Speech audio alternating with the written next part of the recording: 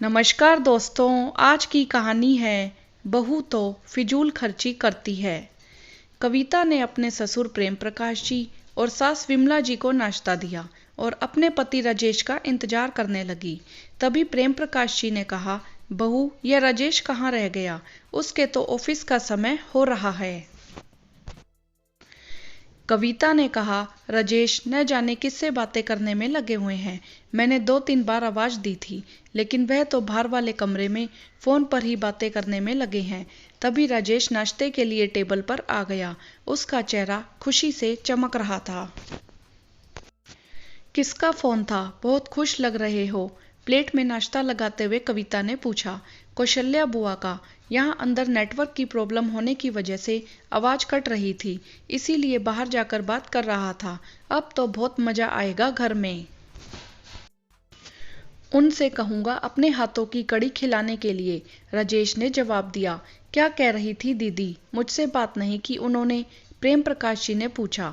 बुआ कल सुबह आ रही है यहाँ, यही बताने के लिए फोन किया था। क्या सचमुच? तभी तेरे चेहरे पर इतनी खुशी दिख रही है। आखिर सबसे लाडला जो ठहरा उनका। प्रेम प्रकाश जी और विमला जी ने खुशी से कहा। हाँ पापा, और इस बार तो उनका जन्मदिन भी कुछ दिनों में आने वाला है। इस बार बुआ को बिना मेरे साथ जन्मदिन की पार्टी मनाए जाने नहीं दूंगा। सबके चेहरे पर खुशी थी सिवाय कविता के, क्योंकि बुआ जी बहुत पुराने ख्यालों की थी और बात बात पर कुछ ना कुछ सलाह देती रहती थी। कविता में कोई ना कोई कमी ढूंढ ही लेती थी। विमला जी ने कविता की तरफ देखकर कहा, अरे तू चिंता मत कर बेटा, मैं संभाल लूंगी। यह ले, पीहू रो रही है। कविता अपनी बेटी को लेकर कमरे में चली गई। अगले दिन बुआ जी घर में आ गईं। कौशल्या जी और कविता बहुत कम ही एक दूसरे से बात करते। कविता अधिकतर सामान ऑनलाइन ही मंगवाती थी। इस बार बुआ जी आई तो उनकी नज़रों में कविता का यूं ऑनलाइन सामान मंगाना उन्हें बहुत खलता। बातों बातों में वह कविता को कह देती हैं कि बहू जरा संभल कर गृहस्थी चलाया करो।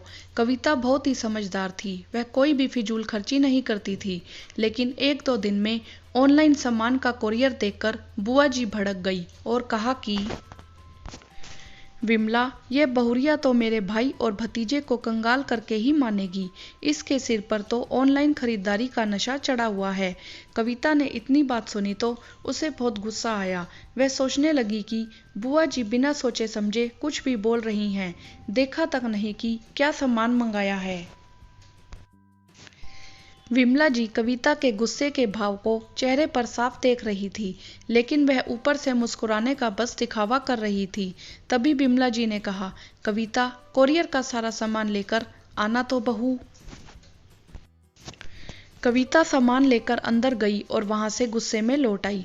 विमला जी ने कहा, जीजी, यह देखो सामान, पीहू का डायपर, घर का राशन, सब्जी, आपके भाई की दवाइयाँ, जो हम खुद लाना भूल जाते हैं तो कविता घर बैठे ही ऑनलाइन मंगा लेती है।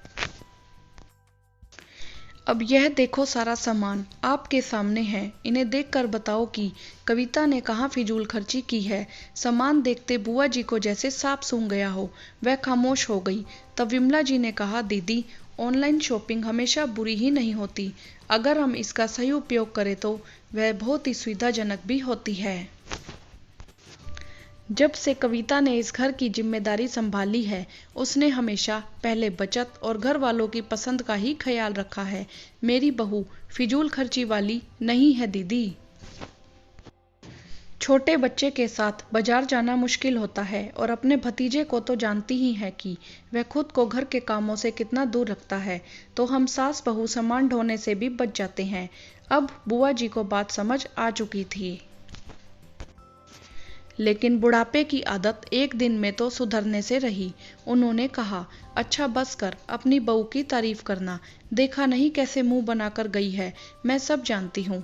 मुझे देखते ही उसके चेहरे की खुशी गायब हो जाती है। थोड़ा उसको भी सिखा देगी, थोड़ा अपने दिल में मेरे लिए भी जगह रखे। जितना बुरा वह मुझे समझती है, उतनी तो बुरी मैं भी नहीं। मैं जा रही हूँ बाहर जाकर टहलने, कहकर बुआ जी बाहर चली गई। कौशल्या जी की बात सुनकर विमला जी सोच में पड़ गई कि दोनों के बीच की यह दूरी और गलतफहमी कैसे दूर की जाए। तभी कविता ने कहा, माँ जी आप पीहू को देख लीजिए, मैं बुआ जी के रूम से बेडशीट चेंज कर दूं। जब तक वह आती हैं उनके सब गंदे कपड़े भी एक साथ इकट्ठे कर लूं, फिर साफ कर दूं, वरना क्या पता कब किस बात पर बरस पड़े। माँ जी आपने कैसे सब रिश्तों को संभाल कर रखा है, मुझे तो गुस्सा आ जाता है बुआ जी की बात सुनकर। अच्छा बहू सुनो, आज से तुम बुआ जी के गंदे कपड़े साफ नहीं करोगी, बल्कि तुम उनके कोई काम मत करना। लेकिन क्यों माँ जी, अचानक यह फैसला क्यों? माँ जी अगर मैं नहीं करूँगी तो कौन करेगा साफ? आपको तो पता है ना, बुआ जी को एलर्जी हो जाती है, गंदगी उनको बिल्कुल भी पसंद नहीं है। वैसे भी उनको बहुत सी बीमारियाँ हैं। माँ जी वह बुजुर्ग हैं, हमारे घर आई हैं, हमारा फर्ज बनता है उनके प्रति। बहू जब इतना ख्याल रखती हो तो उनके लिए तुम्हारे मन में इतना गुस्सा क्यों? बहू बुआ जी ने बहुत कष्ट देखे हैं, वह अपने अनुभव से तुम्हें बताकर संभालना चाहती हैं।